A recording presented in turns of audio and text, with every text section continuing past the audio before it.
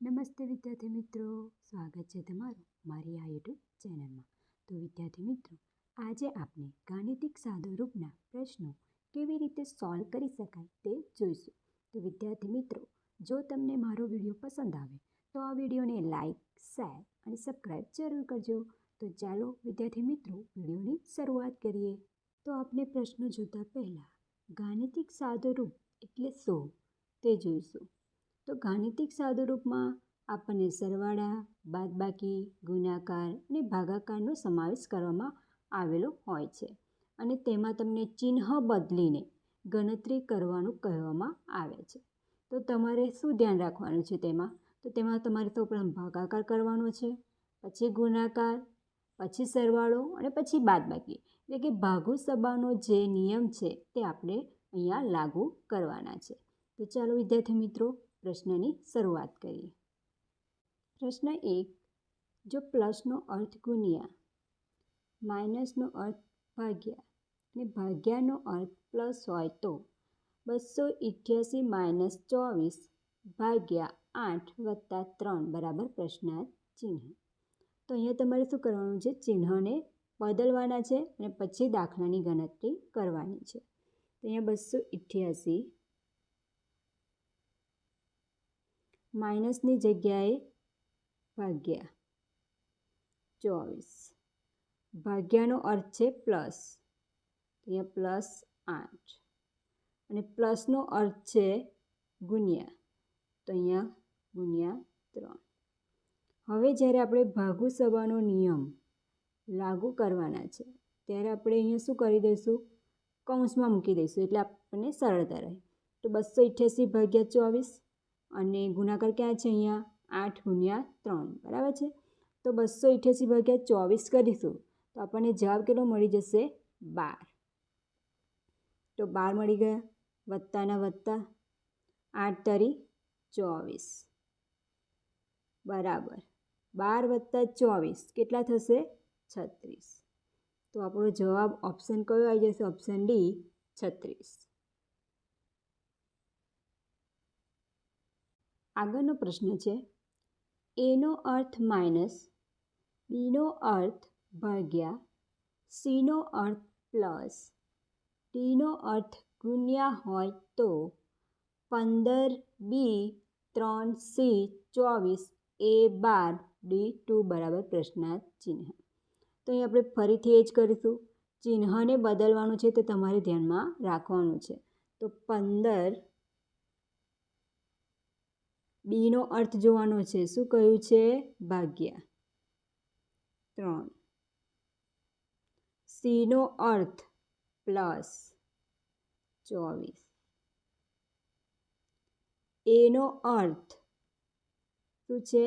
Minus 12. ડીનો અર્થ ગુણ્યા 2. બરાબર છે. હવે આપણે કૌંસમાં મૂકી દઈશું જ્યાં ભાગાકાર અને ગુણાકાર હશે ત્યાં પહેલાં. તો 15 ભાગ્યા 3 અને 12 ગુણ્યા 2 આપણે કૌંસમાં મૂકી દીધા.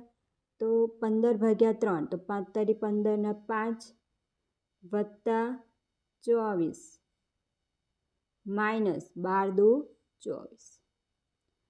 અહીંયા જોઈ શકીએ છીએ આ પ્લસ છે, આ માઇનસ છે, બરાબર છે. બંને ઉડી જશે એટલે બાદ થઈ ગયા, વધે કેટલા? 5. તો આપણો જવાબ કેટલો થઈ જશે? Option B 5. આગળનો પ્રશ્ન છે, જો એનો અર્થ ભાગ્યા, બીનો અર્થ પ્લસ, સીનો અર્થ માઇનસ અને ડીનો અર્થ ગુણ્યા હોય તો 24 a 6 ડી 4 બી 9 સી 8 બરાબર પ્રશ્નાર્થ ચિહ્ન. તો સૌ પ્રથમ આપણે ચિહ્નને ચેન્જ કરીશું. તો 24 એનો અર્થ છે ભાગ્યા, ડીનો અર્થ છે ગુણ્યા, બીનો અર્થ છે પ્લસ,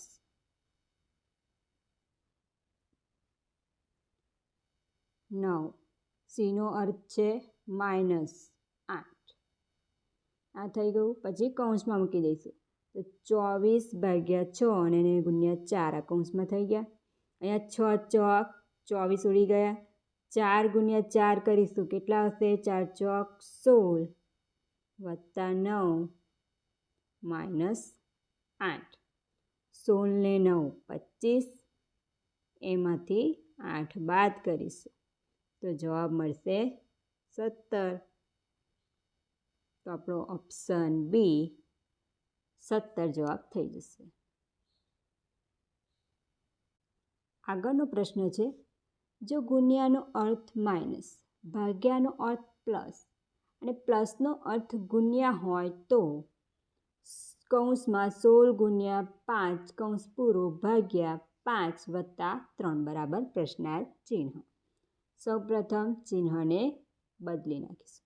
તો જે ચિહ્ન કયું હોય તે પ્રમાણે કરીશું. તો 16 ગુણ્યાનો અર્થ છે -5, ભાગ્યાનો અર્થ છે +5, પ્લસનો અર્થ છે ગુણ્યા 3. તો અહીંયા ભાગાકાર તો છે નહીં, તો આપણે સૌપ્રથમ ગુણાકાર કરીશું. તો 5 તરી 15 અને 16માંથી 5 જશે તો કેટલા વધશે? 11. તો 11 વત્તા 15 કેટલા થશે?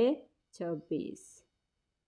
તો જવાબ આપણો કયો આવી જશે? Option C 26.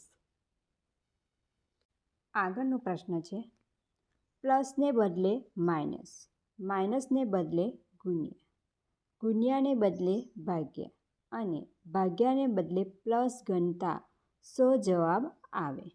તો 89/121 ગુણ્યા 11 વત્તા 14 - 7.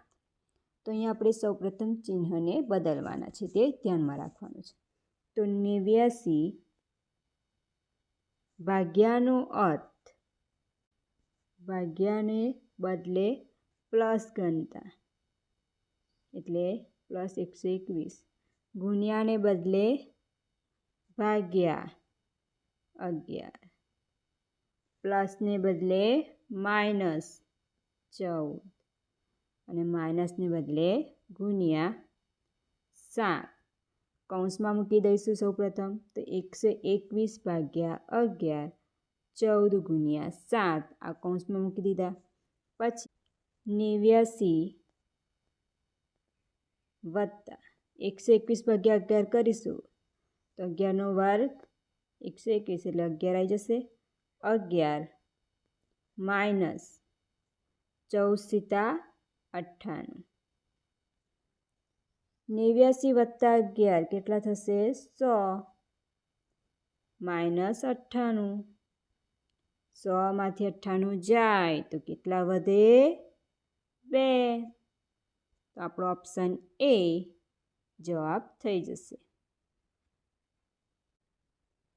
જો વિદ્યાર્થી મિત્રો તમને મારો વિડીયો પસંદ આવ્યો હોય તો આ વિડીયોને લાઈક, શેર અને સબસ્ક્રાઈબ જરૂર કરજો. મળીશું એક નવા વિડીયો સાથે.